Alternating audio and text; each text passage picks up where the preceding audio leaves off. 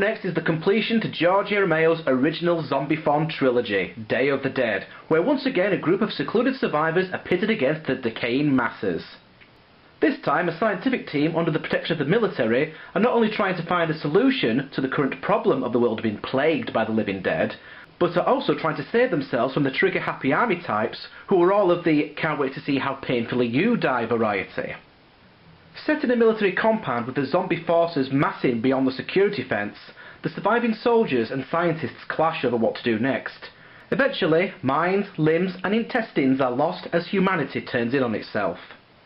This movie not only features an increased amount of gore in comparison to the previous movies, but there's also a sudden increase in the zombies' strength, and they now have the power to pull human limbs, heads and bodies apart with relative ease, leading some fans to call this the Play-Doh effect. Amongst all this gory wondrousness is the world's first trained zombie, Bub. When the head scientist, Dr. Logan, goes near Bub, he doesn't attempt to eat him or bite him, or show any signs at all of him being agitated by his presence. It is Dr. Logan's belief that by rewarding a zombie for good behaviour, as you would a child, that they will learn not to attack humans and eat their flesh. Yep, you keep that dream alive, Doc. In the meantime, I'll be in the concrete bunker with the machine gun. Okay. He even shows signs of intelligence, as if he's remembering what he used to do before he became a zombie. So, when one of the soldiers walks into the room, Bub stands to attention and gives the soldier a salute. 10, hut! This is an interesting concept, the fact that zombies can remember parts of their lives before zombification. This was explored in Dawn of the Dead, when the zombies kept wanting to come into the mall, as it was a big part of their previous life. The intelligent zombie idea would also be used in another part of the Dead series, Land of the Dead, with the zombie known as Big Daddy. Hey, that's a cool name. The commanding officer of the soldiers in the complex, and the #1 arsehole of the movie, because, let's face it, there's always one, is Captain Rhodes. In fact, to call him an arsehole would probably be too kind to him. The guy's actually verbally abusive, progressively psychopathic, mentally deranged, and shows signs of being on the verge of a complete fucking nervous breakdown.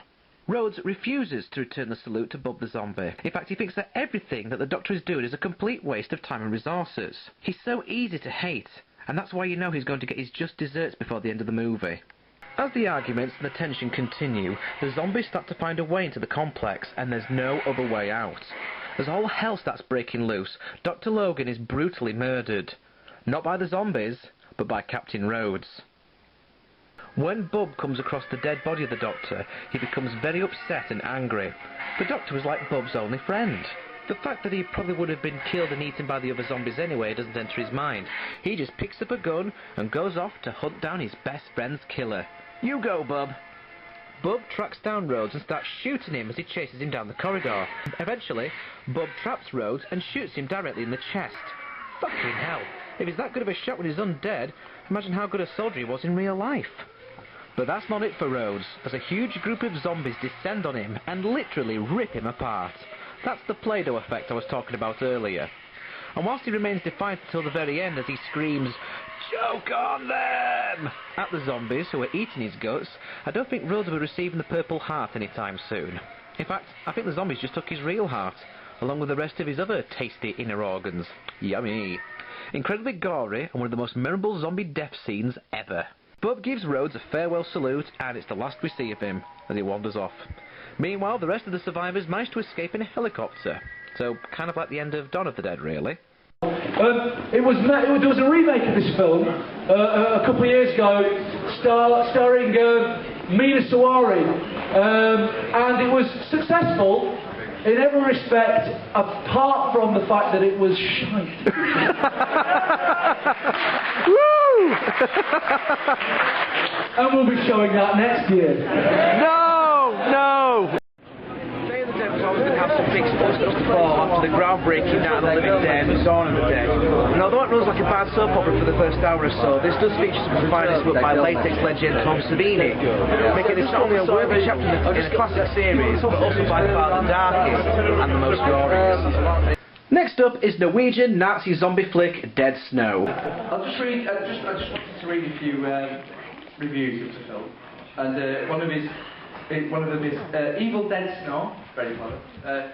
Red Snow, the Nazi zombie slasher feel-good film of the year. The Gone with the Wind of Nazi zombie movies. Nazis, plus zombies, plus teenagers, plus originality equals 4 out of 10. Which equals a 2 out of 5. Interesting. And I'll just leave you with this one. I want you to mention the magazine too. The film's called Dead Snow. The review was dead shit. I disagree with that, by the way. It's an amazing film. It's very cool. And listen, I think I speak for both of us when I say, can't tell you what it means to us that it's showing up year after year. Thank you so much for coming. There's a party afterwards till 2 o'clock.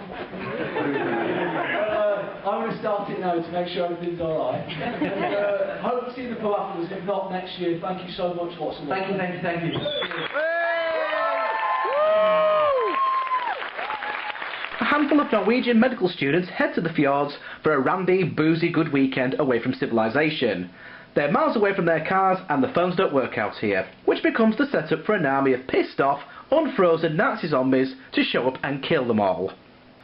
Unlike Burial Ground, which launches straight into the flesh-eating action without any sort of plot or explanation, Dead Snow takes the Day of the Dead route, in which it spends about an hour explaining the story before we finally get onto the violent bits. But once the blood-soaked action gets started, we were all laughing our asses off throughout, as the zombies were butchered, chainsawed, sledgehammered, decapitated, and generally splattered all over the place. Director Tommy Wirkola is obviously a fan of Peter Jackson's early work, such as Brain Dead and Bad Taste, and the excessive amount of gore in the film is very reminiscent of those movies. One of the characters is even wearing a Brain Dead t-shirt.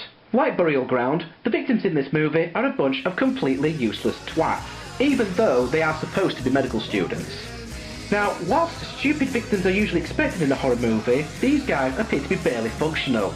Who would actually call emergency services and tell them that Nazi zombies are attacking you, and then throw a Molotov cocktail that misses the window and sets your own house on fire? Some of the characters aren't quite as thick as pig shit, just unlucky. One of the male characters, Martin, gets bitten on the arm by a zombie. So, to avoid turning into one of them, he chops it off with a chainsaw and then cauterises it with the ice-cold snow, which is obviously an extremely painful experience. But then this film takes it one step further. No sooner than he's finished recovering from lopping off his arm, Martin then gets attacked by a zombie from under the snow and is bitten right on his cock. Turn into a zombie or chop your manhood off with a chainsaw. That first choice looks more appealing, to be honest. So we've just finished off the festival now with Dead Snow, which doesn't really attempt to sort of do anything different with the horror zombie genre, and to be honest, it doesn't really care. It just fills lots of blood, guts and entrails at the screen. You've got guys with sledgehammers and chainsaws hacking the guys to bits. It's funny stuff. We had a really good time with it, and it was a fantastic way to close off the festival.